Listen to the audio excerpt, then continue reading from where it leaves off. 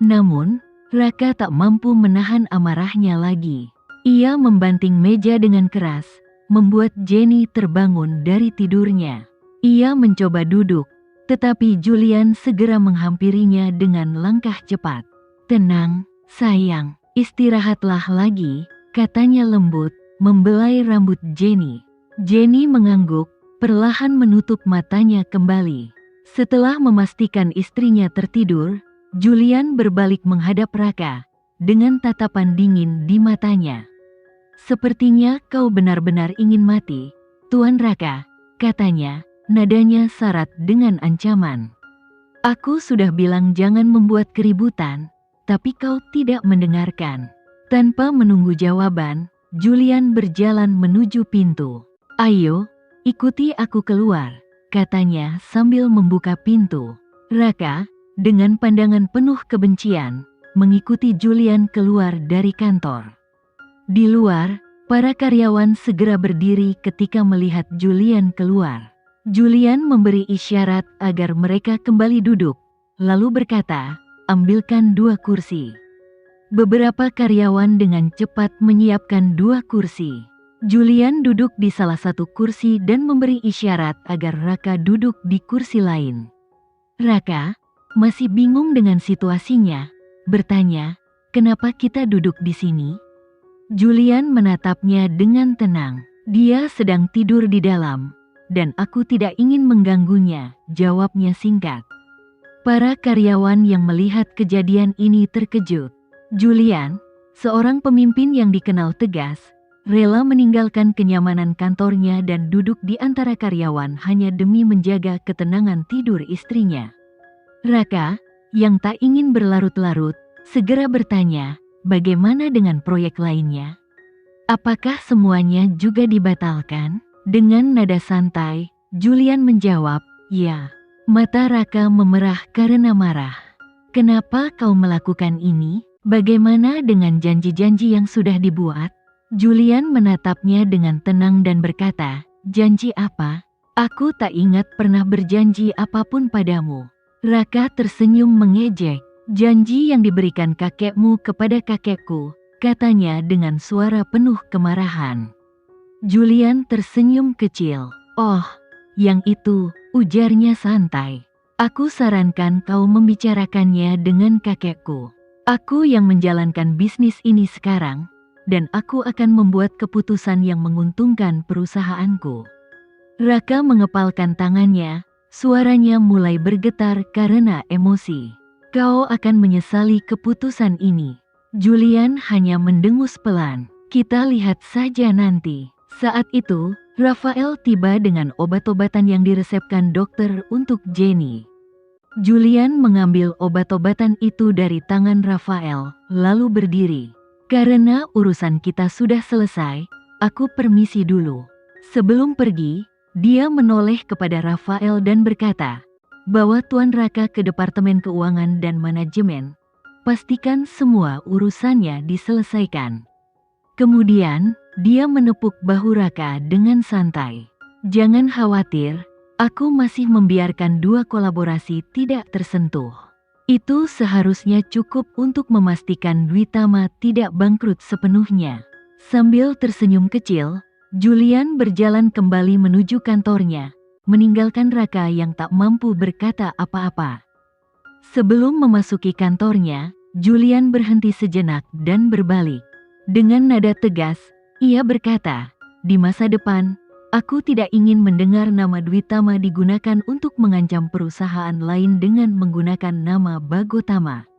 Lalu ia memandang Rafael. "Mulai hari ini, pastikan Tuan Raka tidak pernah memasuki kantorku tanpa izin." Rafael mengangguk dengan sigap, lalu mengantar Raka keluar.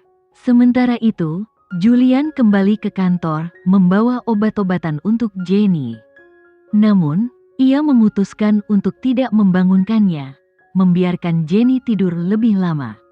Ia duduk di sampingnya, tenggelam dalam pikirannya, mengingat kembali momen pertama kali bertemu Jenny. Saat itu, Julian sedang bersiap meninggalkan Surabaya untuk melanjutkan studinya. Dengan berat hati, Ia menaiki pesawat menuju tujuan barunya. Sambil menunggu pesawat lepas landas, matanya tertuju pada seorang gadis muda yang cantik memasuki kelas bisnis. Gadis itu begitu memikat, dan Julian tak bisa mengalihkan pandangannya. Sepanjang penerbangan, Julian berulang kali melirik ke arah gadis tersebut, terpesona oleh kecantikannya. Namun, begitu pesawat mendarat, gadis itu menghilang begitu saja di tengah kerumunan. Julian berusaha mencarinya, tetapi usahanya sia-sia. Ia akhirnya menaiki mobilnya dengan perasaan kecewa. Hari-hari berlalu, dan Julian mulai menetap di kampus barunya. Kehidupan di kampus tersebut sangat istimewa bagi mereka yang berasal dari keluarga berpengaruh. Julian diberi fasilitas VIP, termasuk kamar khusus dan makanan yang dipersiapkan terpisah. Segera tiba hari pesta kampus, di mana semua mahasiswa diwajibkan hadir, tak peduli apakah mereka berpartisipasi atau tidak. Julian tidak pernah menyukai acara-acara semacam itu. Ia memilih duduk sendirian di pojok. Tiba-tiba, sebuah tangan menepuk bahunya. "Yo, bro, kenapa sendirian di sini?" sahut Bima Arkatama, sahabat masa kecilnya. Bima adalah pewaris keluarga Arkatama, dan meskipun nilai akademiknya biasa saja, ia berhasil masuk ke perguruan tinggi ini berkat pengaruh keluarganya.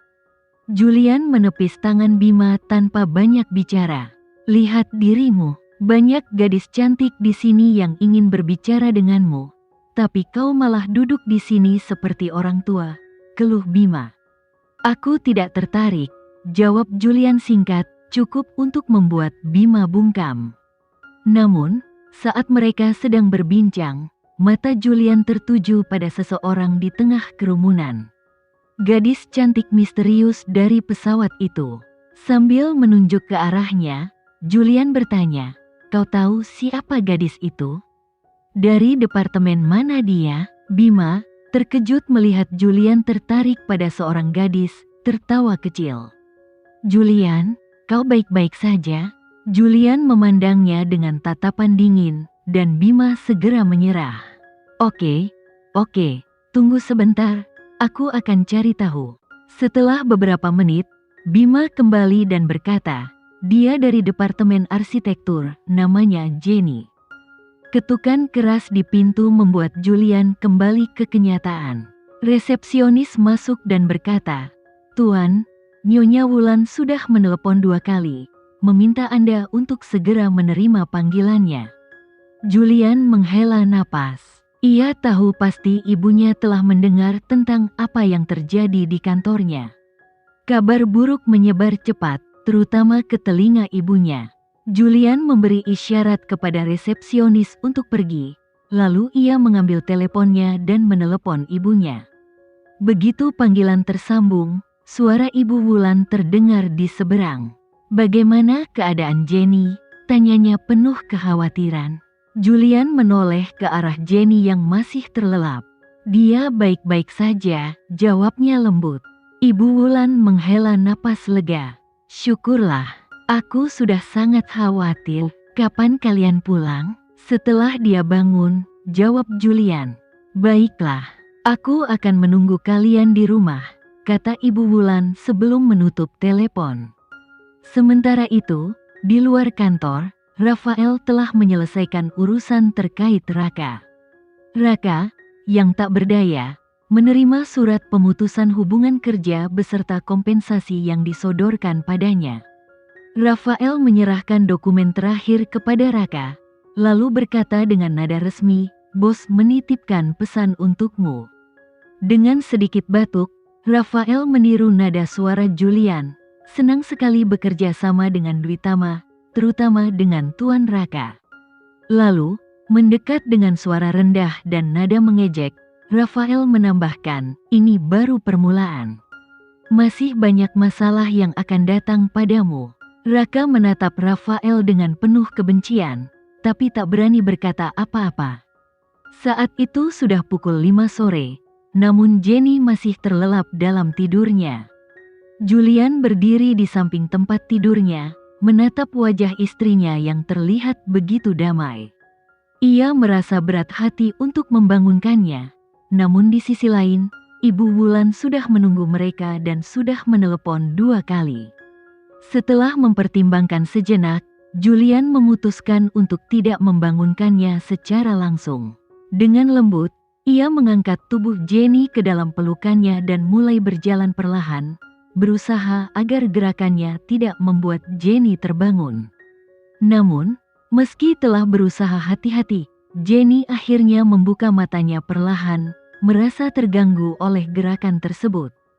Julian segera berhenti dan dengan suara lembut berkata, "Maaf telah membangunkanmu.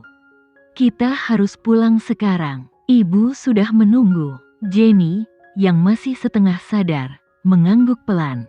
Dengan suara lemah, dia berkata, "Aku bisa berjalan sendiri, jangan khawatir." Julian menggeleng pelan, lalu dengan nada lembut namun tegas berkata, "Tidak, kamu tidak bisa berjalan sendiri. Punggungmu masih terluka." Jenny tersipu, merasa malu. "Tapi, kamu tidak bisa menggendongku seperti ini. Di luar ada begitu banyak orang," ujarnya dengan nada ragu, khawatir orang-orang akan melihat. Julian terkekeh, senyumnya menghiasi wajahnya yang tampan. "Jangan khawatir, tak ada yang akan menghakimimu," katanya dengan nada santai, seolah-olah dunia luar tak ada artinya.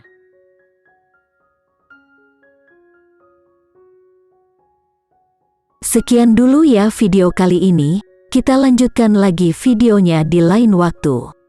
Oh iya, bagaimana menurut kalian? Semoga bisa sedikit menghibur kalian semua. Untuk teman-teman yang baru nonton jangan lupa subscribe ya, hehehe. Dan kalau teman-teman ada yang ingin gabung langganan bisa langsung gabung saja untuk dapat fitur yang menarik dan sedikit membantu Mimin. Terima kasih banyak sudah menonton, sampai jumpa lagi, bye.